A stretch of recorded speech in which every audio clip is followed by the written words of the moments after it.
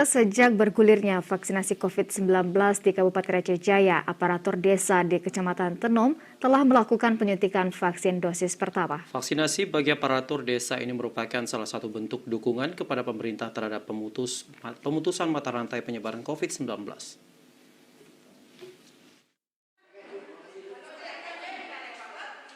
Vaksinasi terhadap para perangkat desa merupakan bagian dari percepatan yang dilakukan pemerintah Aceh Jaya. Di Kecamatan Tenom, hampir seluruh aparatur desa, baik kepala desa, tuhapet, dan aparatur desa lainnya telah divaksin dosis pertama.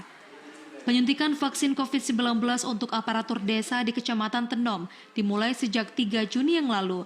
Vaksinasi itu dilakukan sebagai salah satu contoh kepada warga yang ada di desanya bahwa aparatur desa telah divaksin dan untuk menangkal informasi hoax sebagaimana yang berkembang di kalangan warga tentang vaksin tersebut.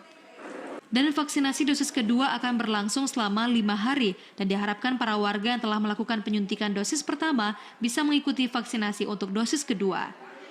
Camat Tenom Teku Nazarudin mengatakan saat ini 90% aparatur desa telah dilakukan vaksinasi dosis pertama dan saat ini kembali dilakukan penyuntikan vaksin dosis kedua dan diminta semua aparatur desa bisa mengikutinya. Menurutnya vaksinasi tersebut sangat baik untuk kekebalan tubuh di tengah situasi seperti ini dan juga salah satu bentuk memutuskan mata rantai penyebaran COVID-19. Kalau kita perkirakan ini aparat desa, khusus aparat desa ini hampir 90%. Hampir 90% mereka telah melakukan vaksinasi. Mungkin barangkali tinggal 10% lagi yang belum, dan ini kita himbau secara sukarela agar mereka mau divaksin.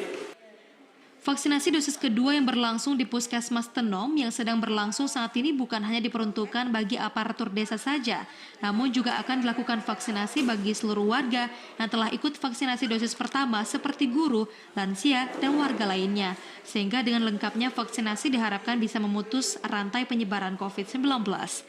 Dari Aceh Jaya, Musliadi, TVRI melaporkan.